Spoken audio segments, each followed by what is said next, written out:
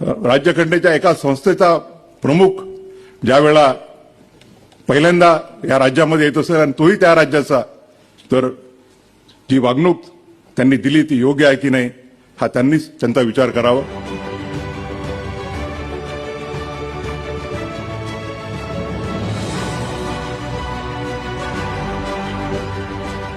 या प्रसंगी मला एवढंच वाटतं की ज्यावेळेला आपण म्हणतो की लोकशाहीचे तीन स्तंभ म्हणजे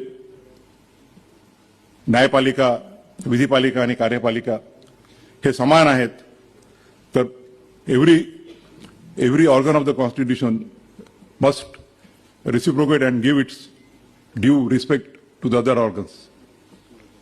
महाराष्ट्र राज्यातला एक व्यक्ती चीफ जस्टिस ऑफ इंडिया म्हणून महाराष्ट्रात पहिल्यांदा येत असताना महाराष्ट्राच्या चीफ सेक्रेटरीला किंवा महाराष्ट्राच्या डायरेक्टर जनरल ऑफ पोलीसला किंवा मुंबईच्या पोलीस कमिशनरला तिथे येण्याची योग्यता वाटत नसेल तर त्याबद्दल त्यांनीच विचार करायला पाहिजे की मला प्रोटोकॉलचा बिलकुलही हे नाही आहे. मी अजूनही अमरावतीला जातो, नागपूरला जातो, तर मी पायलट एस्कॉर्ट घेऊन जात नाही.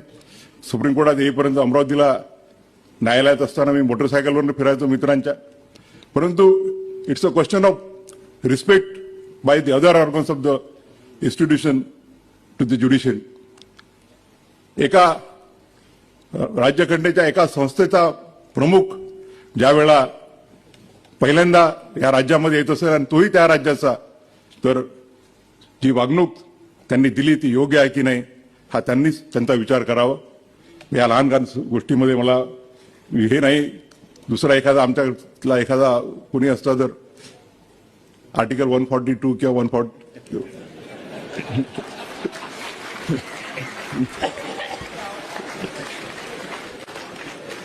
लहान लहान गोष्टी आहेत, पण तुम्ही